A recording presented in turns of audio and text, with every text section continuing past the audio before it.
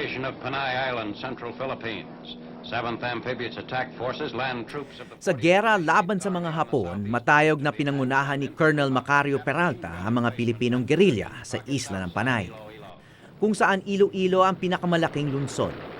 Hawak ito ng mga Hapon ng 3 taon.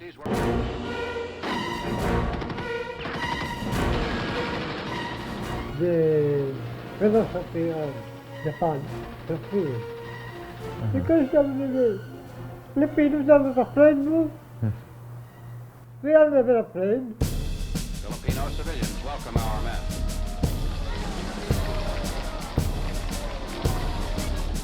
Isa sa mga matatapang na lumaban sa tabi ni Peralta ang veteranong si Manrico Lataki. To Colonel Macario Peralta, their commanding officer. Oh, they look like... Si Manrico ang batang gerilyang gumagawa ng mga mapa para sa kanilang operasyon. This is the map of operation. Well, it's in good condition. Operation of the war. The liberation of Panay. So kayo number 1 and number 1 under Peralta. Oh, the best.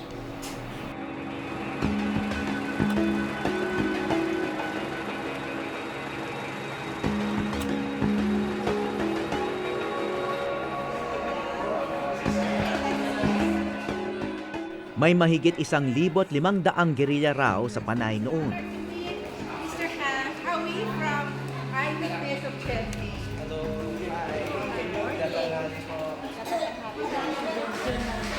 Marami ring babaeng tumulong sa kanila bilang mga espiya at nurse. Mahigit kalahati sa kanila ang namatay noong panahon pa ng giyera. But we feel lucky that we are still able to meet you. Ngayon, iilan na lang sa kanila ang natitira at may lakas pang ikwento ang nakaraan. So you're still able to walk everywhere. Provided it's not hot. Yeah. Isa na rito si Claro Daulo Sr. na malakas at matalas pa sa 72 taong gulang. So you remember this house. Ayan. What happened here? The family did not anymore return after the war. Was there fighting? No, the garrison.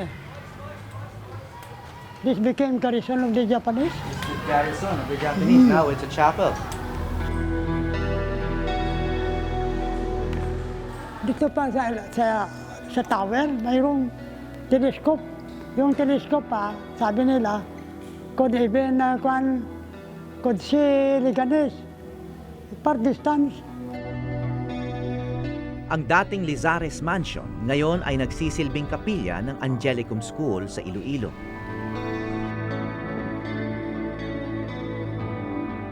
Ngunit iba ang pakinabang nito para sa mga Hapon.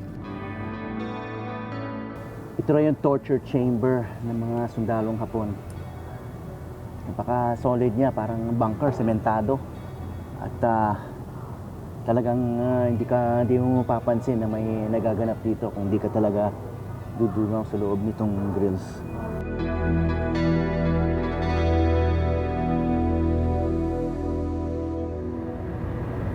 Pero kung hindi Emplacement towers.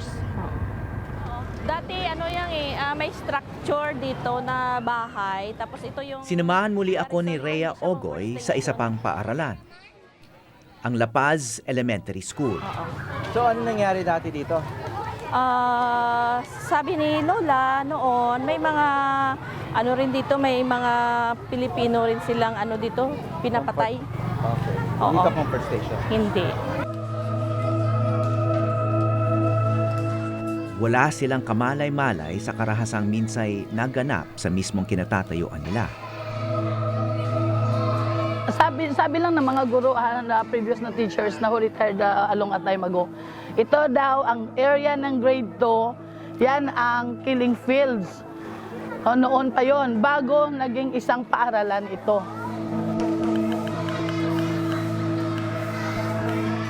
Nagtayo ang mga Hapon ng isang shrine dito pagkatapos ng giyera.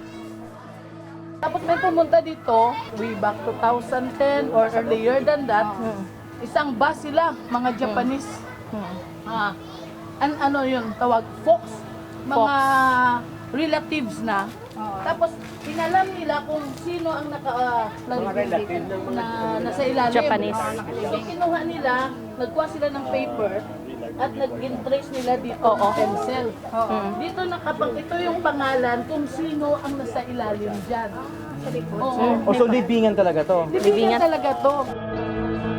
Bagamat alam nga ng mga Hapon kung kaninong kamag-anak ang mga namatay dito, walang plake o marka ang mga Pilipino.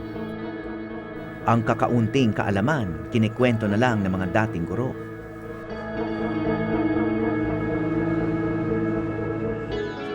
Sa pag-iikot namin sa Iloilo, napansin naming marami pa ritong sinaunang mga gusali at tahanan. Alin pa kaya sa kanila ang may mga karumal-dumal na kaganapan noong digmaan? Kakarampot lang ang formal na nailathala rito. Ang karamihan ng kwento tungkol sa giyera ay nasa alaala lamang. At lumilipas na ang henerasyong may alam.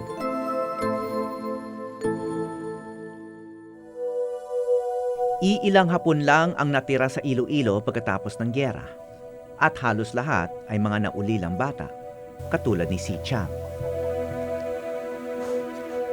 Malamang nabuhay lang siya dahil inampo ng Pilipina. Ngunit dahil sa matinding galit sa Hapon noon, pinagtangkaang siyang saktan ng mga Pilipino. Katunayan, hindi na nakausad ang magkapatid sa pag-aaral dahil kinukutya sila sa paaralan. Sa tatlo, isa lang yung nagpatuloy ng pag-aaral hanggang grade 5 lang. Tapos yung dalawa, yung isang lalaki, hindi rin nagpatuloy, ang panganay, kasi dahil tinutokso ng mga kasamahan na, ay, anak ng Hapon, yung parang discriminated. So hindi na nagpatuloy. Ang babae, dahil inaaway ng mga kasamahan, at saka ginigisi daw yung baro, pinupunit yung baro ng batang babae. Kaya dalawa silang hindi nagpatuloy ng pag-aaral. Gayunpaman, pinotektahan pa rin sila ni Lola Lourdes hanggang sa kanyang makakaya. At tinuring silang tunay na anak. Bulag na ngayon si Lola Lourdes dahil sa epekto ng katarata. Ngunit tila matalas pa rin ang alaala ng huling comfort woman sa Iloilo.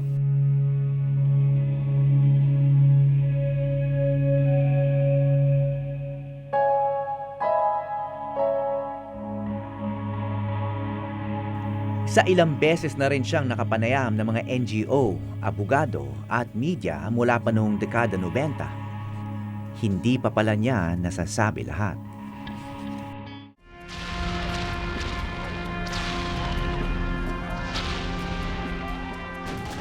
Sa pagsakop ng Imperial Army ng Japan ng Iloilo, inobliga pati ang mga migranteng Hapon na tumulong sa mga kababayan nilang sundalo. Isa na rito ang ama ni Si Chang, ang mangingisdang si Tokumori Miyasato. 1938 pa lang nandito na si Tokumori kasama ang asawang si Uta at dalawang nakatatandang kapatid ni Si Chang. At dahil marunong na siya mag-Ilonggo, kinuhang interpreter si Tokumori ng hukbo ng Hapon. Nalaman namin ang talambuhay ng pamilya Miyasato mula sa affidavit na aming nakunan noong unang bisita namin kay Si Chang. At dahil din sa dokumentong ito, kaya kami babalik. Nabasa kasi namin ang isang detalye ukol kay Lourdes de Vinagracia na umampon sa kanya, na hindi binanggit sa dami ng paulit-ulit na pahayag ng comfort woman sa loob ng 2 dekada. Si Nanay Lourdes, ano naman siya sa inyo? Katulong namin, yung yaya namin yan. Ang sabi ng tiyain ko, siya Rocco, katulong namin yan. Bilang wala dito, wala sa serbisyo yung papa namin, siya ang sa amin, na bilang siya ang nag-asikaso. Kasi sabi ng papa ko noon namin, bilang siya ang sa amin, na mag-alaga. Tapos yung pang inasawa na lang ng papa namin. Inasawa ng papa niyo? Kasi wala na kami mama mo. Sabi ng papa namin, pag sa destino, kung ano ang mangyari sa kanya, hindi lang kami paiwanan. Sinabi niya kay Lourdes? Oo.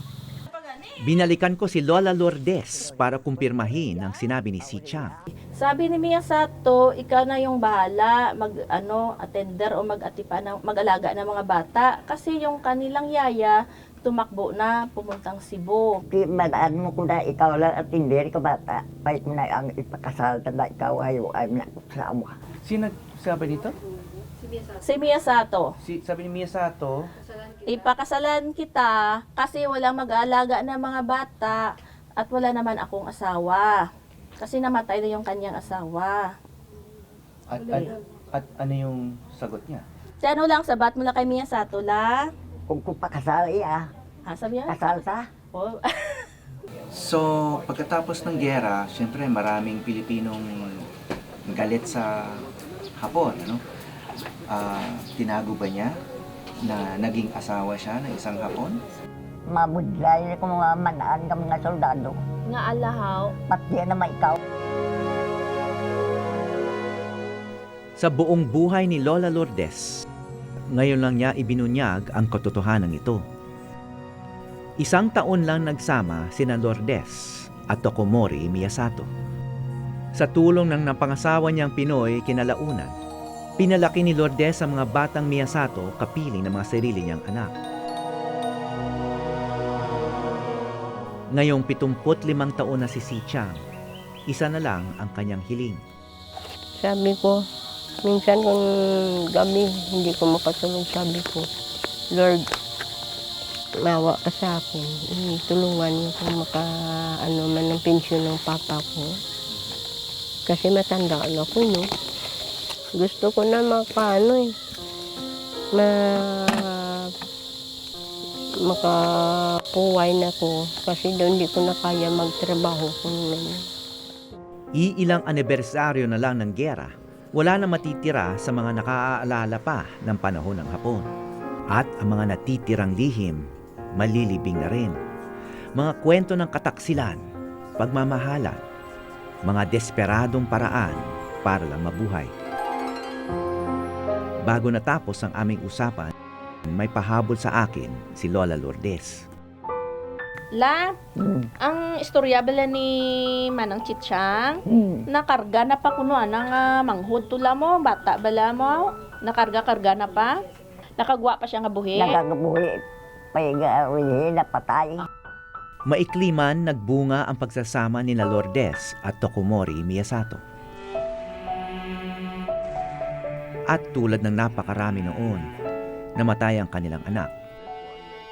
Hindi bunsong anak si Chang ni Tokomori Miyasato. Meron pala siyang Pilipinong kapatid. Mula sa Iloilo, ako po si Howie Severino at ito ang Eyewitness.